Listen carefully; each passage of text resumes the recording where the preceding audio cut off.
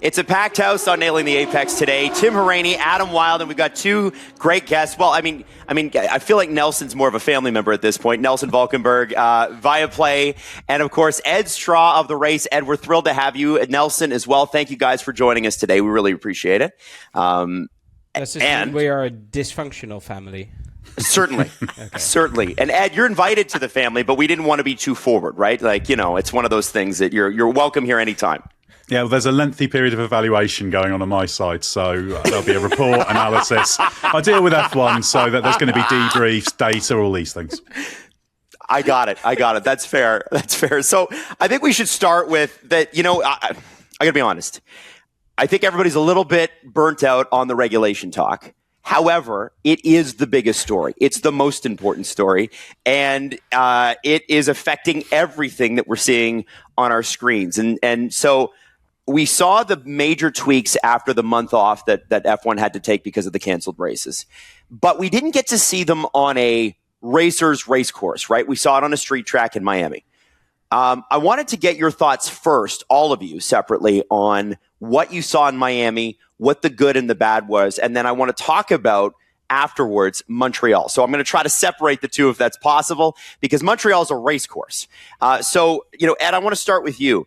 We talk about these changes all the time. We talked about the adjustments. What did you see in Miami that you liked? It was, as the drivers kept all saying, because I think they'd agreed it in their WhatsApp group, a step in the right direction. But it's still limited, and you have to bear in mind Miami is a fairly energy-rich circuit in terms of the harvesting. So setting aside the kind of characteristics of the track in other areas, it was always going to be one that was better than, say, Australia or Suzuka for that reason. So kind of separating how much is down to the reg tweaks and how much is down to the track characteristics is a little bit more tricky to do. We'll get loads more tracks to check it out. But I would say it sort of took some of the more extreme edges off the problems, but it didn't solve them, because fundamentally you've still got a battery of a certain size. You need to harvest. There are points where you are not going flat out, where you are still super clipping and doing all these things. So it was all good, but it was a small bit of good in an ocean of problems. Okay. How's that for a metaphor? That's a very articulate way of putting it. Nelson, do you agree with that? Do you have some other things there that you're like, okay, all right, maybe this surprised me? And I thought I was the diplomatic one. Let's see. I really enjoyed the Sunday. Sunday race was really good. I thought the Saturday sprint race sort of opened the window of like, okay, this is back to normal. This is motorsport as we know it, without weird overtakes. But I take Ed's point that do this exercise at Spa-Francorchamps or at Silverstone and all the drivers will still be complaining. And I think in that framework, there's still a lot of work to be done. And we have to see what the FIA announced this week in terms of regulations for next year. As part of that, I think they recognize that what they have done now is mitigation, but not enough. And there's work to be done that cannot be done without structurally altering what's behind the driver. So I think come Montreal, let's see what the weather does. There is some prospect for rain. So we could still have a lot of question marks after Montreal. But if we have some dry running, I would assume it's not the most energy poor of tracks. It's not the poorest. It's not Spa or Silverstone. But if there are still issues and all the drivers expect there to be, it's definitely going to come up in Montreal qualifying. And they are going down to a slightly lower level of harvesting. It's 6 megajoules compared to 8 megajoules a lap in Miami. So it's kind of, we're kind of alternating actually track to track. You go from kind of energy poor to more energy rich, and that's kind of been the sequence we've had so far.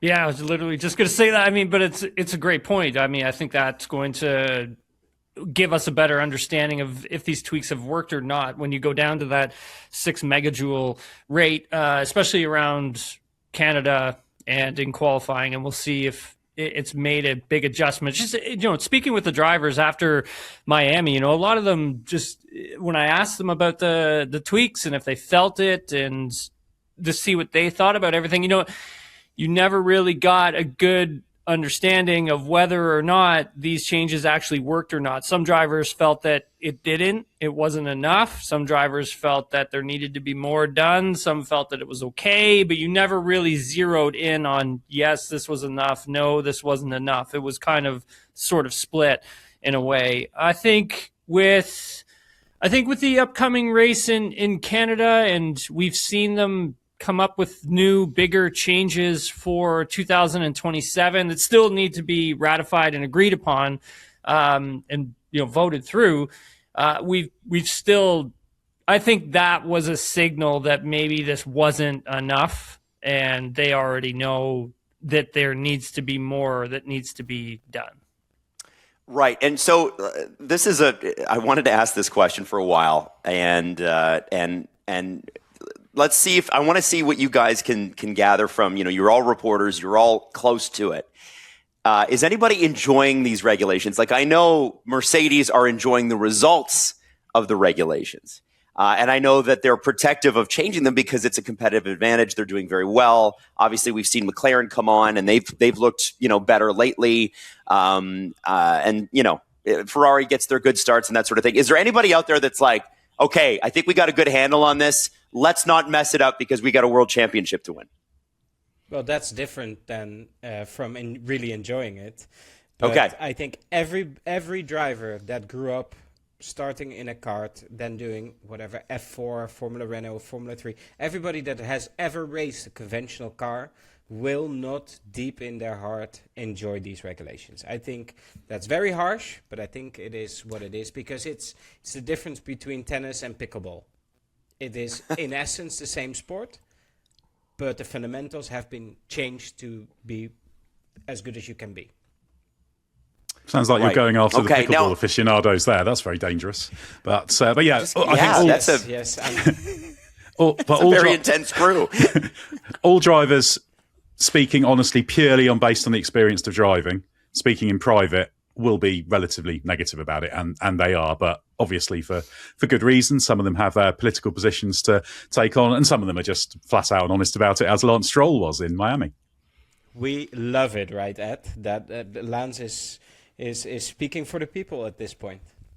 Absolutely, yeah. He was saying what people are thinking, and it's really important because ultimately, whatever they do with these regs, and there are good changes, a bigger positive step next year, there are going to be limitations that are stuck with all the way through, and can make some hardware changes. So the reset of the engines, which is currently scheduled for 2031, could be 2030, talking about V8s with sustainable fuels, that kind of thing.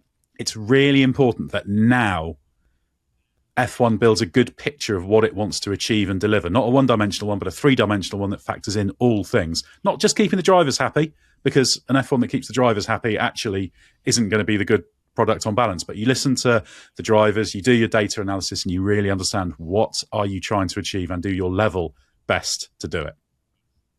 Yeah, because a car where all the drivers are happy, a set of regulations, means we have great qualifying and awful racing. I think that is something we have to keep in mind. It's with all these old school tracks. Take Zandvoort, for instance. Everybody loves Zandvoort. Zandvoort gives us amazing Saturdays.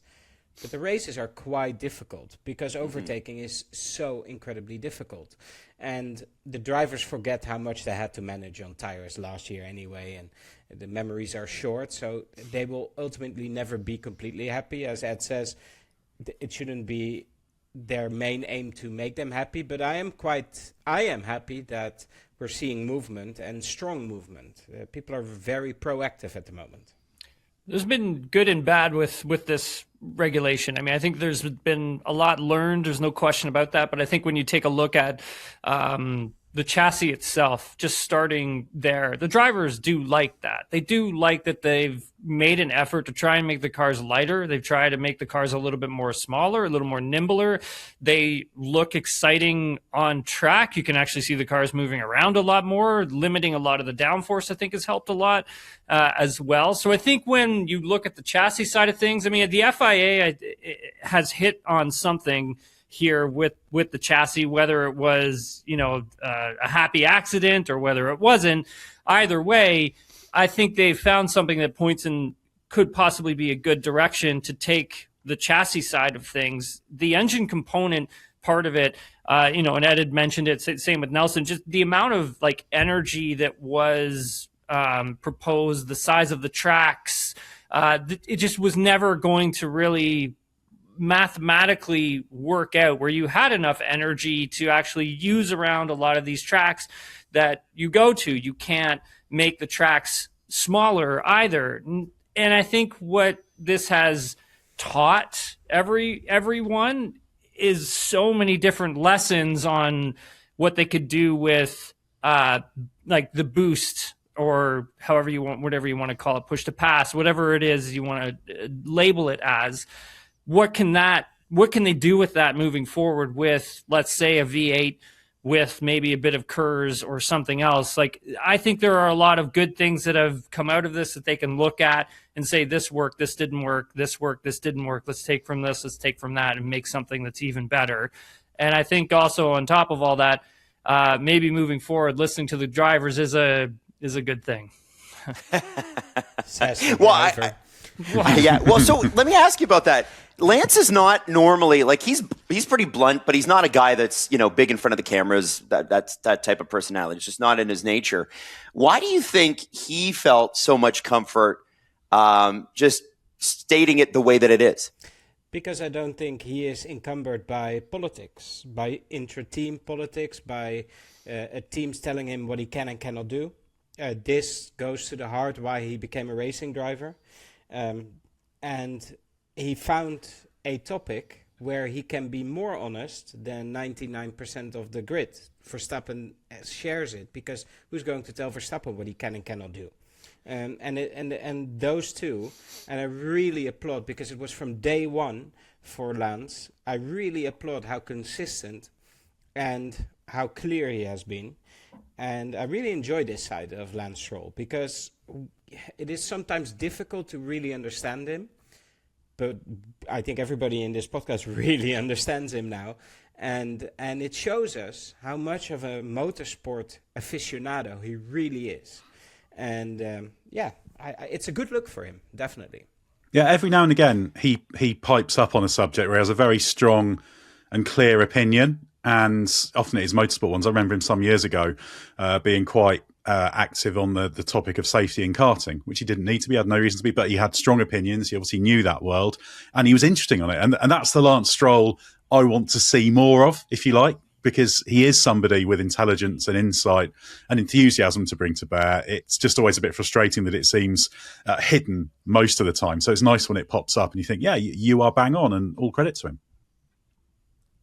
He's never not blunt. When he does speak up, he's never not blunt. And you got to love that. And I think those quotes and those moments are what make F1 so great. And so, yeah, it's very, very interesting. Now, I want to talk a little bit about Max Verstappen, because there's a couple of things sort of hanging in the air with these regulations and with his seat at Red Bull and with his future in the sport. How concerned do you think right now, given the tweaks in the regulations, and the comments that Max has made, how concerned do you think the FIA is, Formula One body, Liberty Media, whatever, with him saying at the end of this season, okay, I think I've had enough? I don't think they are. I think he said what he said to move the discussion along, being as blunt as possible. But unless something really strange happens, I think they've moved already in the direction that he needed. He needed to be heard. The drivers needed to be heard. And Verstappen deals in black and whites, especially when he gets out of a car and the car is also not good. Because don't forget that most of the comments came after a dismal session in a Red Bull when he's in the mix zone.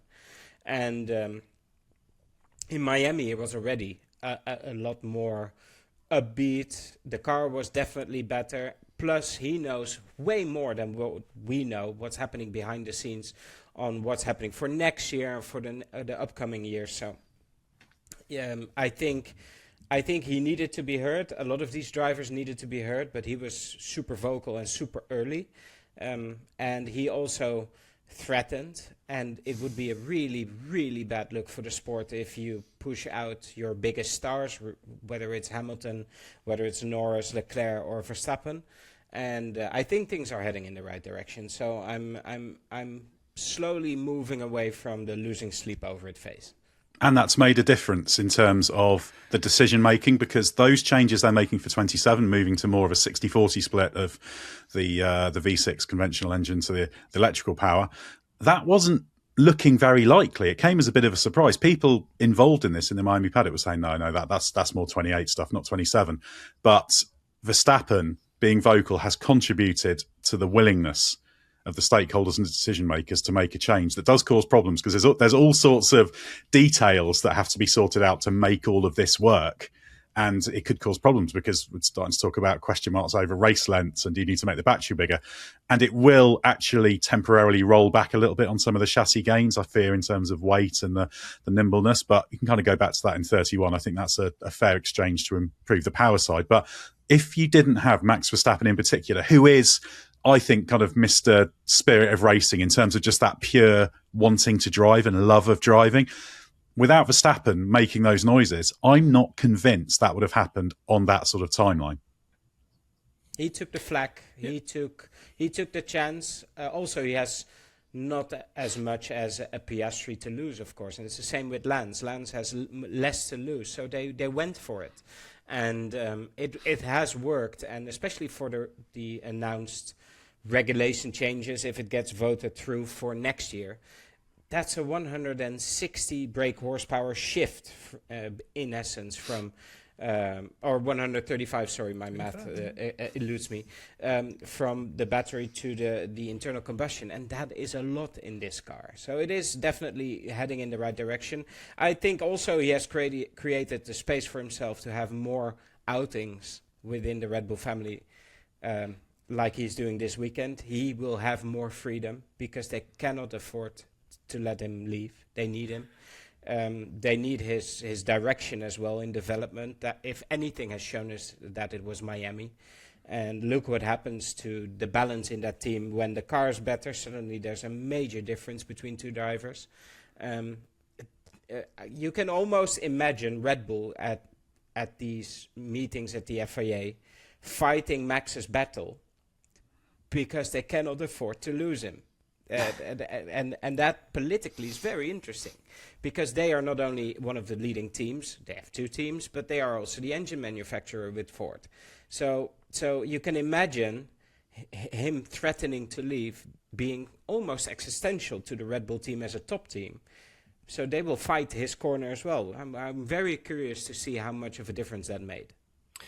And if you're trying to build a sport around, these drivers being the superstars, being the stars, like they've been doing with the Netflix series and how popular that's become, and now the drivers are actually becoming those stars, right? And if you're having one of your superstar talents, generational talents, just picking up and leaving because they don't like the direction that the sport is going in with the rules and the regulation, that's a huge issue, I think, for the likes of, FOM to have, for Liberty Media to have. If this is a sport that you want to grow in North America, I mean, they look like North Americans look at the stars, right? That's how sport within North America does get grown. Like you have Victor Wembanyama going up against Anthony Edwards, like that's going to be promoted over the actual San Antonio Spurs versus the Minnesota Timberwolves. Like that's not even going to be a promotion. It will be the stars that get promoted. And that's why people are tuning in and watching. Same goes for hockey. Same goes for the NFL. It's Patrick Mahomes versus Tom Brady, right? Back in the day, like that was how they would promote all of these things. So if you're trying to build up your brand, so to speak, in the Americas, I mean, that is building your stars first is what's going to bring people in, not the teams, not the cars, it's your stars, it's your generational talents, it's the ones that are making the difference, that people have never seen this before, right? Like that's what's going to do it. So if you're going to push someone like a Max Verstappen out, you're going to have a huge issue. So it's good, I think, that the teams, the FIA, FOM, like everybody listened to the drivers, what they had to say, and they had made the tweaks that they needed to make. But it was interesting in Miami when, speaking with Max and hearing from him, he was asked about these tweaks and he said, they know what they need to do for next year. And that's what he said. Right. And he would say like, hey, have you thought about what you would said after Japan when you were going to retire? He's like, I haven't changed my stance. He's like, they know what they need to do to change for next year. And sure enough, right, a week later, we get the email. All of these different changes are going to be needed to be voted through. We were with Andrea Stella at McLaren following, I think it was qualifying on the Saturday. And I remember specifically Stella sitting down and saying, like, look, like there needs to be fundamental hardware changes, but those probably aren't going to come, until 2028. And I know Ed had mentioned that. And now we're looking at 2027. And that, I think, is what's thrown a lot of people off. Like, okay, well, what happened between when Stella had said that in qualifying to the next week?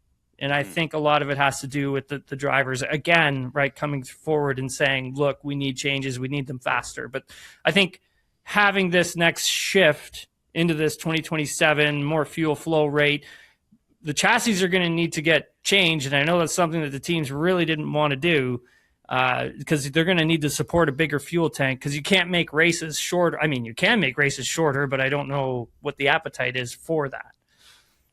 I wonder. Let me pause. Sorry, let me pause you there. Nelson, can you bring your microphone up just a little bit, sir? Yeah, I can. And maybe, I don't know if you got a volume there that you can do it. You're just coming through a little quiet. We can fix it in post, but I just want to see if we can bring you up. This is better for you now. Much better. Much better. Okay. Who was going next? I have a question. I know you Nelson had your hand up. so I've had my hand up. So they find this very funny when I do this because normally I just interrupt everybody.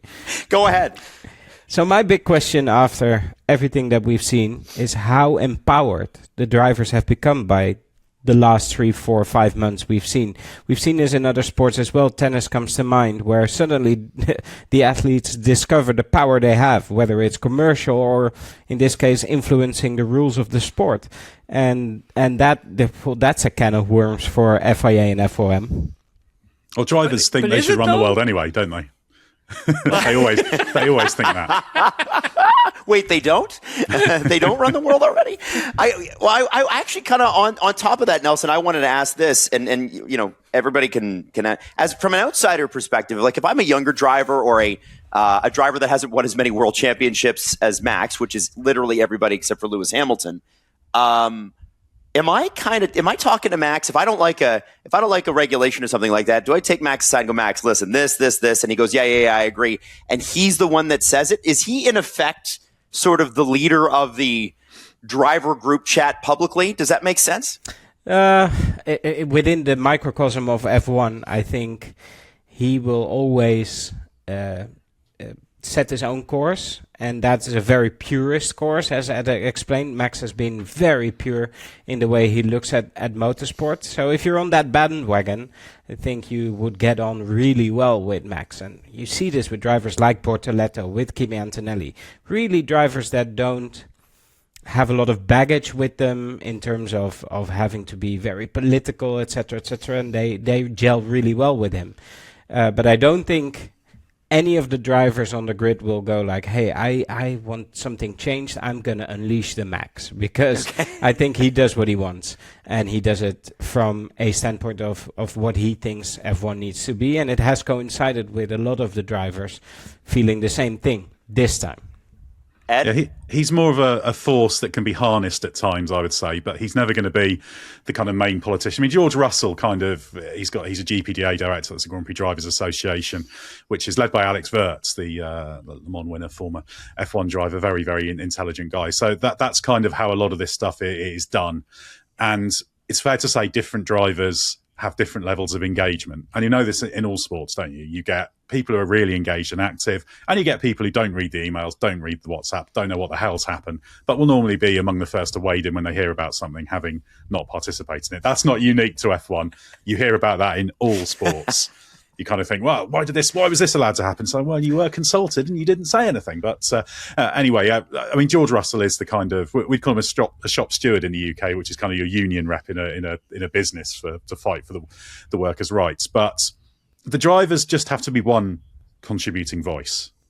you have to have multiple contributing voices, and you have to steer all that and make the best compromise decision to work for everybody, because nothing's simple. All of these things are complicated. And if the drivers think that just F1's going to do whatever they want it to do, then of course that's actually A, not going to happen, and B, that would actually be quite a bad thing.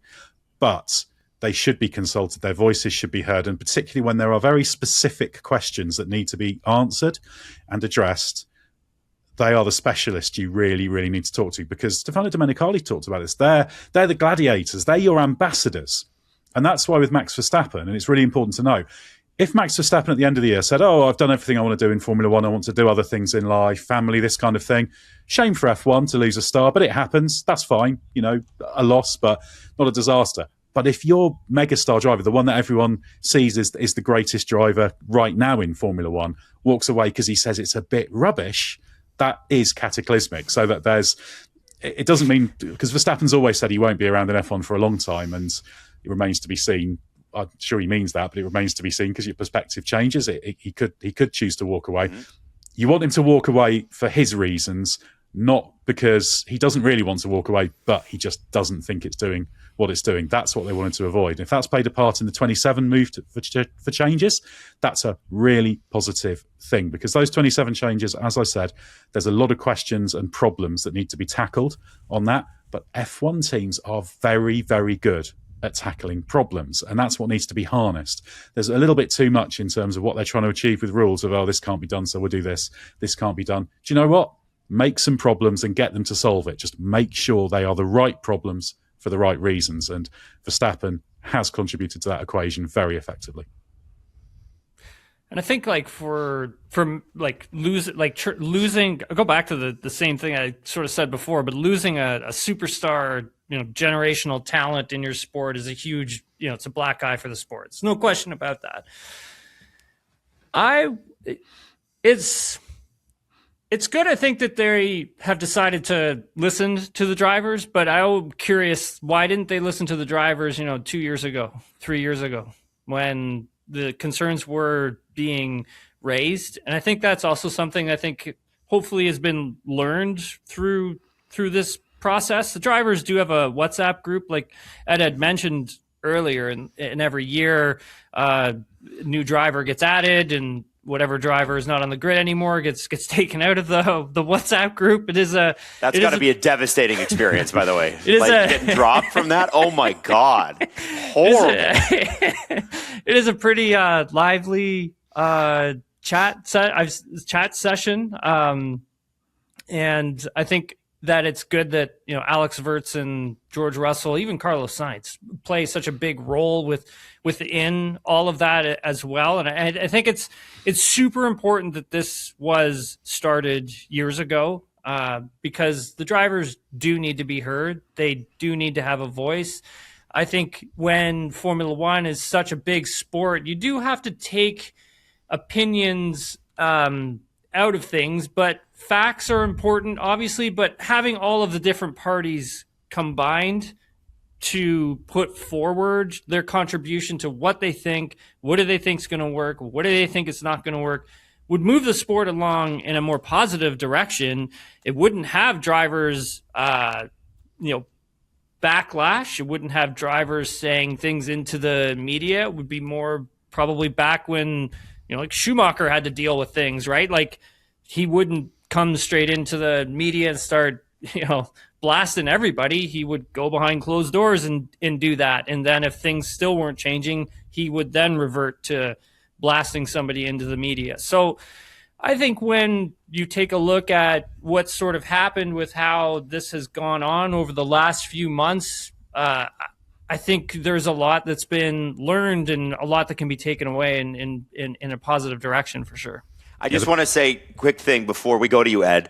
It's so refreshing to have two Europeans on this podcast, because both of you are using the hand raise feature on our program so here. So polite. And in North America, we just interrupt each other. So I just want to say this is amazing. But Ed, what did you want to say, man? Yeah, well, obviously I've got very important things to say, so I'm just hitting the raise hand function currently. Ideally, when I host the race podcast, I can lower people's hands, so I can just say, shut up, no, I need to talk. But anyway, just to This come is back what he does to me. to come back to what Tim was saying in terms of why it wasn't acted on, I think there's a long history of problems are raised, and there's kind of this, it'll be all right, because they were committed to the notional 50-50 split. It's not quite that. It's a bit more in favour of the V6, actually, because the manufacturers wanted it. And the trouble was they kept sort of saying, well, we'll see how it plays out. Oh, it'll develop, it'll evolve. Well, the problem is they put themselves in a box in terms of the maths of it, the physics of it.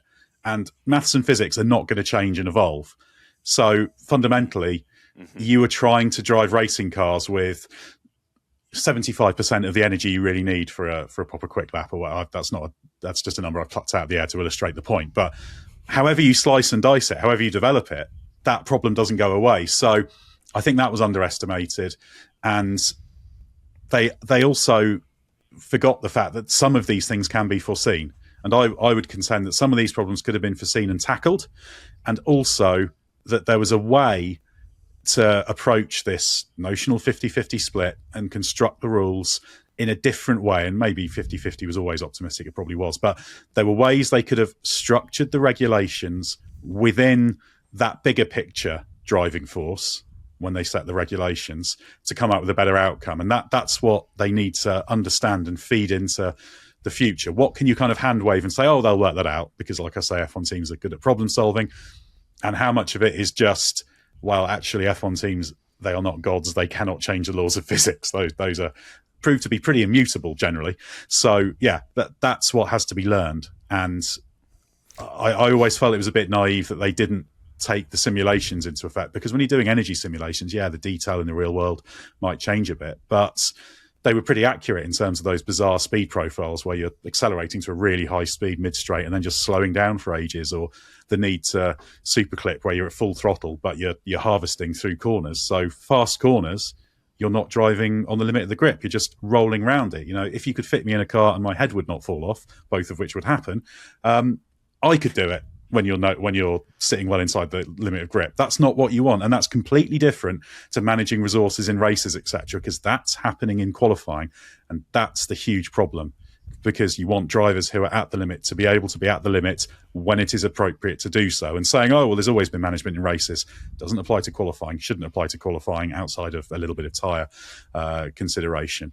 And so these were the things that were I just think neglected a little bit. And I think F1 could have put itself in a better position for the start of this year by acting a little bit quicker. What I like is the fact they have now reacted much more quickly. They tweaked the rules for Miami pretty quickly, and then committing to the 27 things pretty quickly against my expectations. That's all positive. So early signs are actually F1 as a collective may have learned the lessons.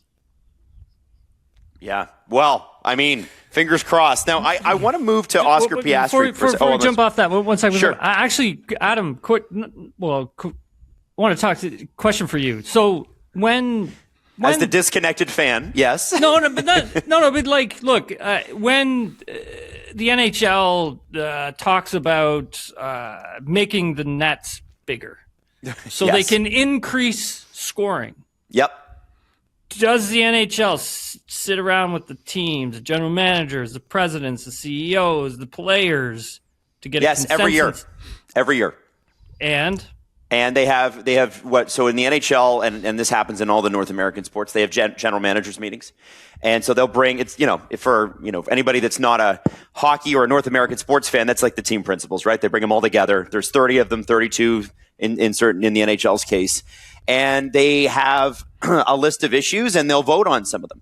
Now, the NHL is very political and has an executive council that's a council that's smaller than the bigger council, and it's got more power. That's why I brought up the NHL. So they're very notoriously slow. And what's so interesting about Formula One for me, as somebody who grew up with North American sports, is how much power team principals seem to have. Because in the sports that I grew up watching, because there are more franchises, the power of any one general manager is, sliced down, right? If you're 132nd versus 111th, right, you just don't have the same pull. And so it's and there's also, a commissioner who is leading the league who is extremely political.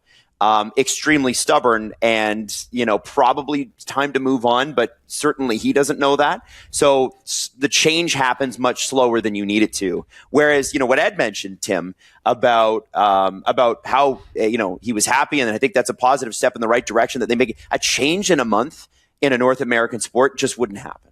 It just wouldn't happen, right? There's no way the reaction time would be that short. Oh, we got to bring people together, and we've got to, synchronize our schedules, and we got to, it's just, they'll find a million excuses not to change, because ultimately, sometimes it's not for them about making the sport better. It's about feeding their ego. This is my idea, and I don't care if everybody doesn't like it. It's my idea, and we're going to do it. And that's where I really have to say full marks to Formula One for not holding to that, for not forcing this through and forcing it on people. But I think Max has a lot to do with that. So I want to move to Piastri. Nelson's because I think, got the hand raised. Oh, Nelson got the hand raised? Go, Nelson. I just want to make one point. In this process, for years, the manufacturers, the teams have always voted for what we got in Melbourne for the first race. This is not a single entity forcing it through. FOM, FIA, the teams, the engine manufacturers, everybody was on board. The only group that wasn't on board was the driver, and maybe that is the lesson that needs to be learned. But that's it. I mean, I think that's fair.